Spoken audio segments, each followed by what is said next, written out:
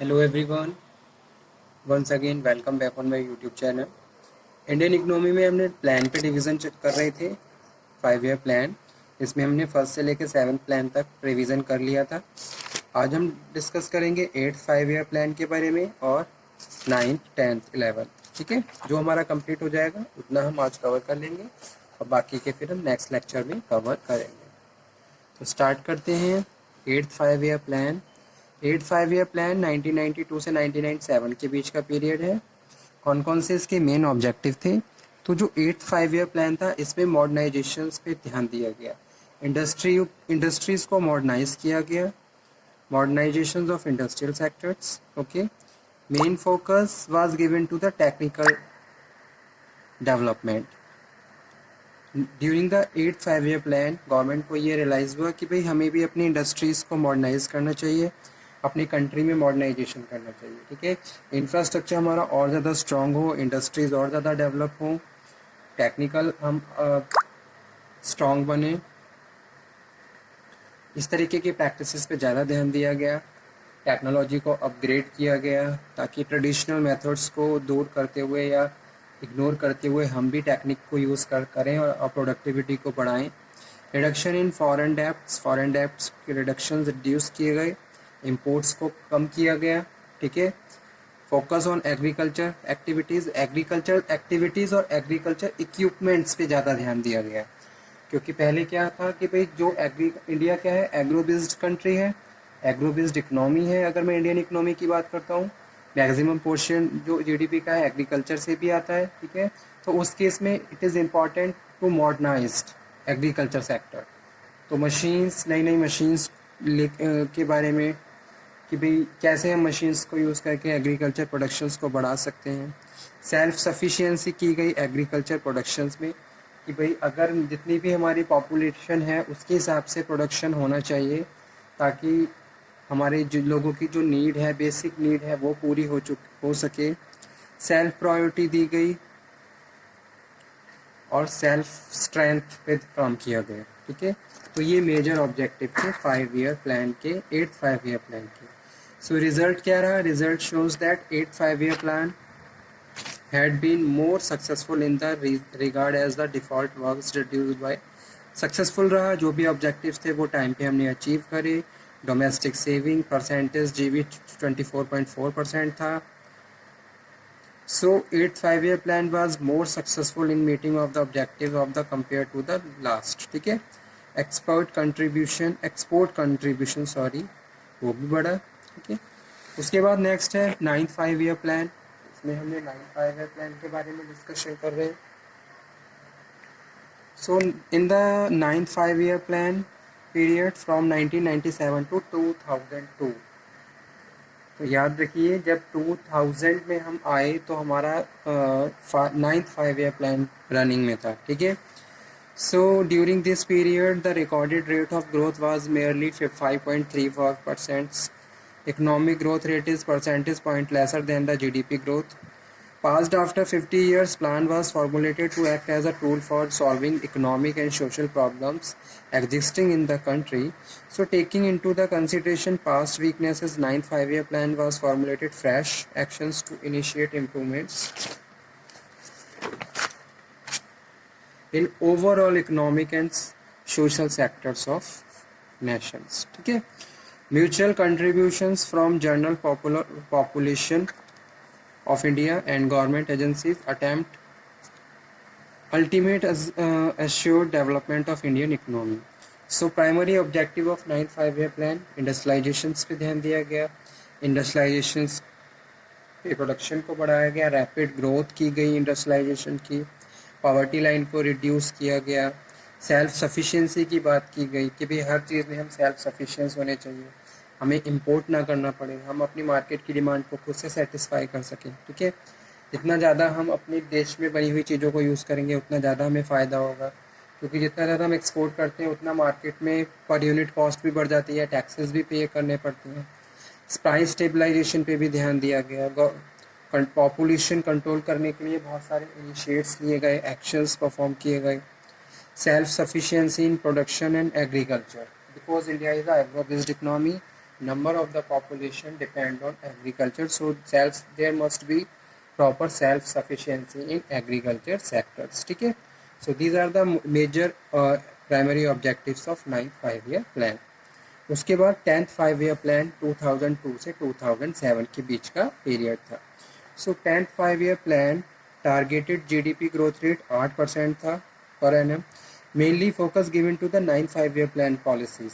तो 10th में जो 9th 5-year plan की जो हमने ऑब्जेक्टिव सेट किए थे उन पे ही मेजर ध्यान दिया गया, क्योंकि कहीं ना कहीं कुछ कमियां रह गई थी और कुछ ऑब्जेक्टिव्स जो हमारे अचीव नहीं हो पाए थे. So main focus given to the 9th 5-year plan objectives in the during the 10th 5-year plan period.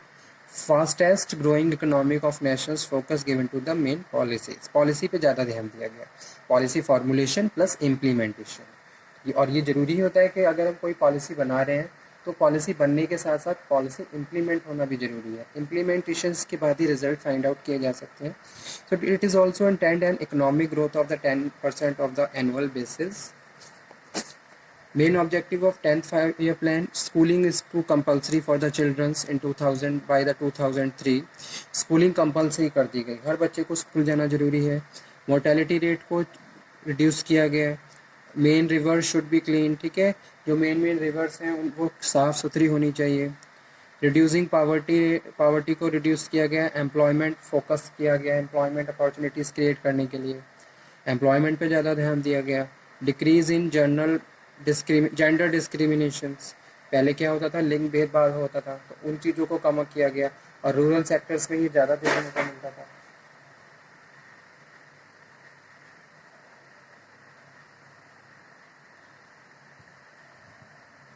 Planting more trees, environment consciousness भी दिखाई गई during the 10th 5-year plan.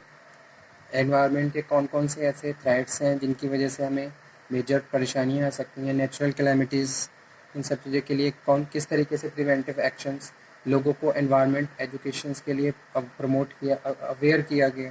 बहुत सारे प्रोग्राम्स कंडक्ट किए गए ताकि लोग अवेयर रहें एनवायरनमेंट से भी, और जो भी डे टू डे जो काम करते हैं उनमें कुछ ऐसा ना करें जिसका एक नेगेटिव इफेक्ट हमारे एनवायरनमेंट पे पड़े. ठीक है, तो उसके लिए planting more and more trees और availability of pure drinking water, that is very important thing in every plan. लोगों को साफ़ पीने योग्य पानी दिलाना एक बड़ा टास्क होता है.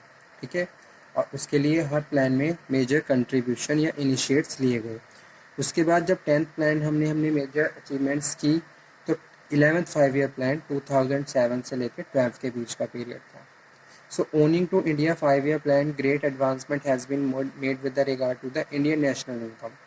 Highlights: accelerate growth rate of GDP from 8 to 10%. 12th plan in order to double 2016-17.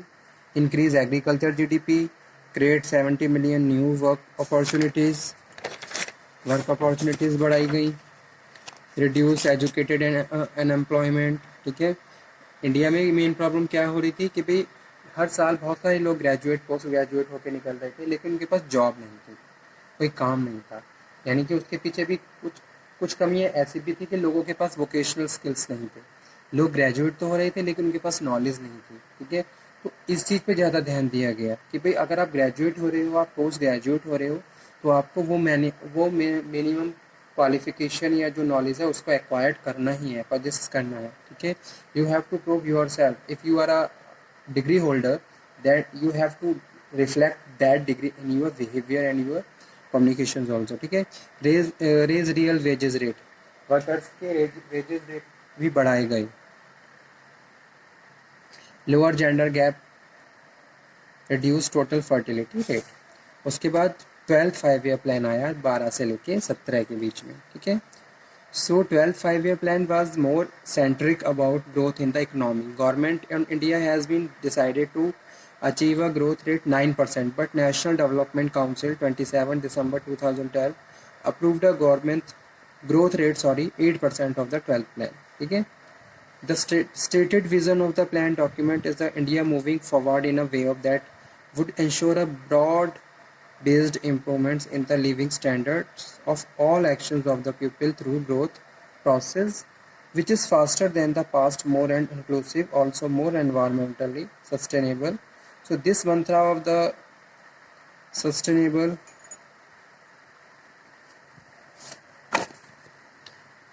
main objective of this plan: create 50 million new work opportunities in non-farm sectors, remove gender and social gap, to enhance access to higher education, to reduce malnutrition, to provide electricity to all villages, to ensure that 50% of rural populations have access to proper drinking water, to increase green cover by 1 million hectares, to provide access to banking services to the 90% of households.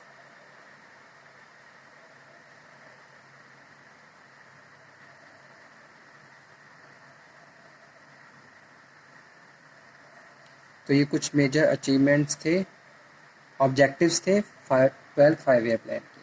ठीक है. So okay student, thank you very much. आज का session मैं यहीं पे finish करता हूँ. Next lecture में हम फिर से मिलेंगे और फिर से बात करेंगे एक नए टॉपिक पे. तब तक आप ये पढ़िए, तो जितने भी प्लान हैं आप इनको मल्टीपल रिवाइज करिए. एक बार या 2 बार पढ़ने से ये पॉइंट्स आपके माइंड में सेटअप नहीं होंगे.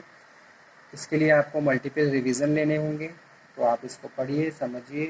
कोई डाउट हो, कोई क्वेरी हो तो आप दोबारा से डिस्कशन कर सकते हो.